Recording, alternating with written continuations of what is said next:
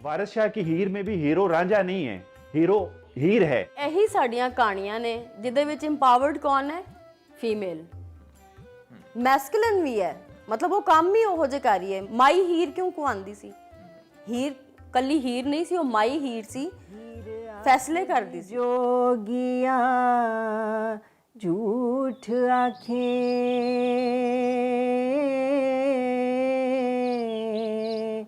कौन रूठड़े यार मिलावदा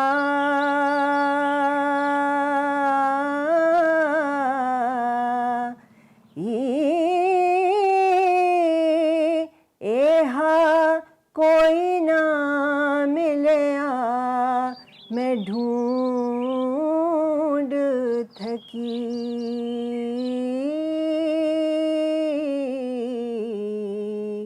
जेड़ा गया नू मोड़ लिया बधाई।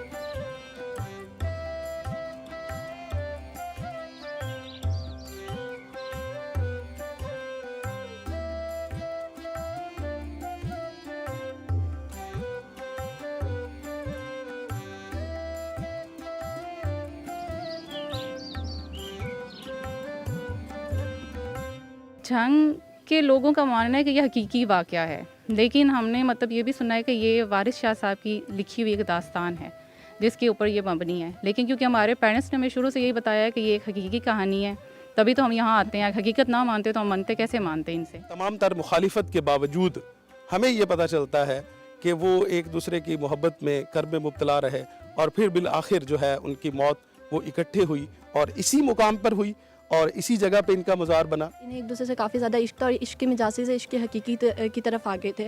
तो यहाँ पे लोग आके अपनी मुरादें पूरी करते हैं कि शायद इनके वसीले से कि उनकी मुराद पूरी हो जाएगी।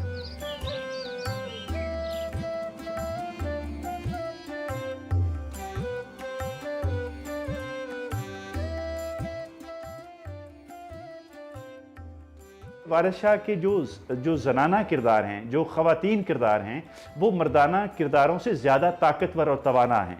तो इसका मतलब ये है कि वो हमारा जो पंजाब का सकाफ़ती जो DNA है उसमें औरत हमेशा बहुत ताकतवर रही है। तारीख़ी तौर पे हीर जो है वो हमें वारिस शाह से पहले सबसे पहले जो है वो दमोदर के यहाँ पंजाबी में मिलती है और उसके बाद शाहजहाँ मुकबल है और अहमद गुज्जर हैं। मगर इनके साथ साथ सिंधी में और फ़ारसी में भी मुख्तलिफ़ लोगों ने, अकबर के दौर में गंग भट्ट एक शायर थे, उन्होंने हीर का किस्सा लिखा। और लेकिन सबसे ज़्यादा जो कबूलियत और शोहरत और जो पजीराई हुई वो वारिस शाह के किस्सा को हुई। और वारिस शाह का जो वक्त बनता है वो 18वीं सदी का वक्त है, वो 1722 में पैदा हुए थे। उन्होंने इस दास्तान को जिस मेराज और बुलंदी तक पहुँचाया वो किसी और शायर के हिस्से में नहीं आ सका।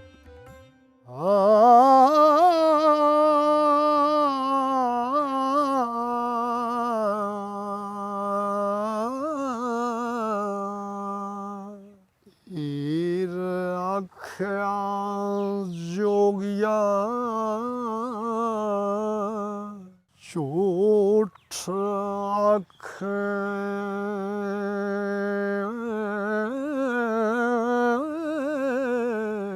कौन रूठड़े यार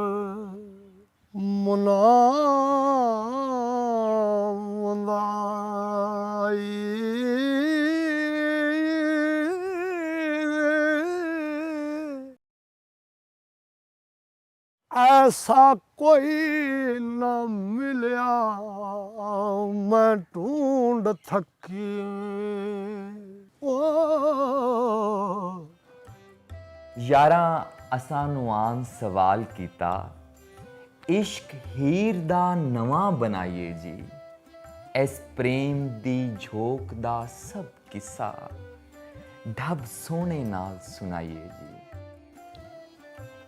मैनू बाबले दी सौं रांझिया वे मरे माओ जे तुध थी मुख मोड़ा तुधबाज तुआम हराम मैनू तुधबाज ਨਾ ਨੈਣ, ਨਾ ਅੰਗ ਜੋੜਾ। ਇਹ ਵਾਰਿਸ ਸ਼ਾਹ ਅੱਜ ਵੀ ਕਿੰਨਾ ਰੈਲੀਵੈਂਟ ਹੈ। ਵਾਰਿਸ ਸ਼ਾਹ ਨੇ ਜਿਹੜੀਆਂ ਗੱਲਾਂ ਅੱਜ ਤੋਂ 300 ਸਾਲ ਪਹਿਲੇ ਜਿਹੜੇ ਐਕਸਪਲੋਇਟੇਸ਼ਨ ਜਿਹਦੇ ਬਾਰੇ ਗੱਲ ਕੀਤੀ, ਅਸੀਂ ਉਹਨੂੰ ਅੱਜ ਵੇਖਨੇ ਆ ਕਿ ਉਹ ਕਿਵੇਂ ਅੱਜ ਵੀ ਉਵੇਂ ਹੀ ਰੈਲੀਵੈਂਟ ਹੈ। ਔਰ ਹੀਰ ਨੂੰ ਜੇ ਅੱਜ ਦੇ ਅਸੀਂ ਨਿਜ਼ਾਮ ਨੂੰ ਸਮਝਣ ਲਈ ਵੀ ਹੀਰ ਪੜ੍ਹੀਏ ਤੇ ਹੀਰ ਓਨੀ ਹੀ ਰੈਲੀਵੈਂਟ। ਜੁੱਤੀਆਂ करे कोई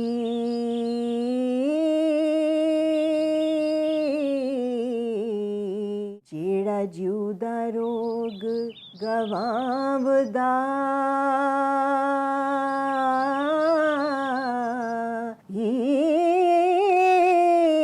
भला दस खां चिरी विछुने आनू